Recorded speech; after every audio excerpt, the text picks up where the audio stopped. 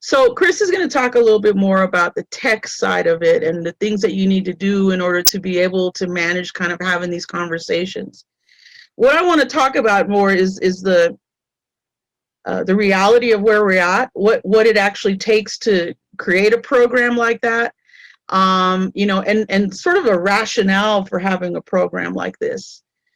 I think I can speak for many of us when I point out that a lot of Greens, even though that we're very passionate, we sometimes tack toward the socially awkward, right? It's a little difficult for us to, strike up a conversation. Not all of us are all that intensely charismatic and gregarious, and, it's not natural for a lot of us to kind of like, hey, have you heard the good news about the Green Party today? Well, right. And so what we need to be able to do, I think, is to start to look at the voters in our district and the people in our areas as family. And I don't mean this in a kind of like a, touchy-feely kind of way, although I kind of do.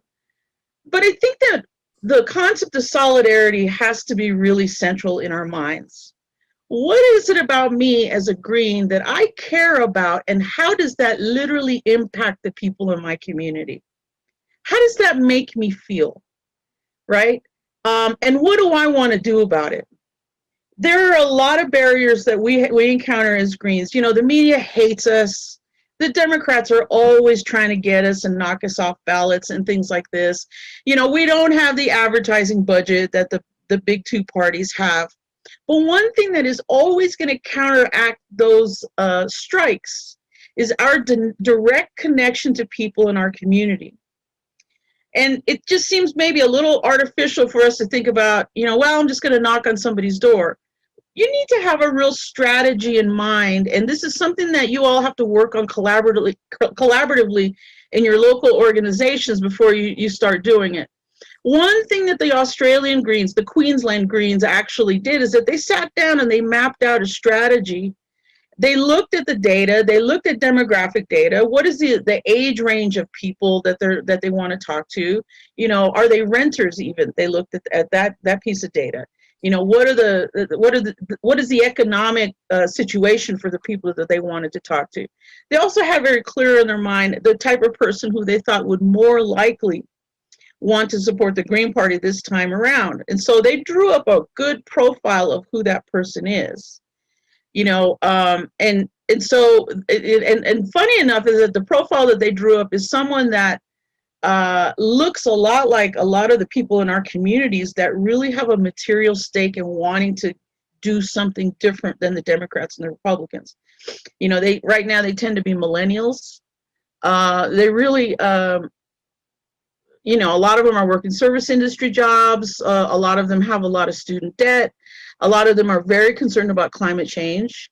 A lot of them are having questions about whether or not they're going to be able to afford having children. And so these economic and these climate kind of issues are really, really important to them.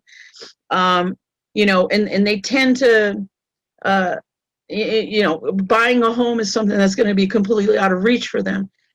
So it's really incumbent upon every one of us in our local organizations, even at the state organization, to really think about who it is our solutions are going to matter most with when you're developing your strategy. One thing that the campaign team heard me say a lot of time is qualify the lead. And what do I mean by that? And that I borrow that term from the sales and marketing environment. And basically what that means for sales and marketing is who is the person that is most likely going to buy your good or service. And that's the person that you want to gear your conversation toward, right? So by that token, this is kind of what I'm talking about right now. There has to be a strategic decision made within your organization on who your target actually is. What a lot of locals and state parties are starting to realize is that some of the people that they tend to talk to often are not really people that have a material stake in what we have, the solutions that we have as a Green Party, right? A lot of times we tend to talk to people that are older, that are probably retired or very close to being retired. that are actually have some expendable income. Their house may be paid off. They might be academic. And so you can see once you start to drop the profile of who you actually tend to talk to versus the person that you think is more likely to help grow the Green Party, then you can kind of see the disparity. And strategically, your local or state party needs to make a decision about whether or not, for the growth and the health of the Green Party, whether or not some things need to change, right? And so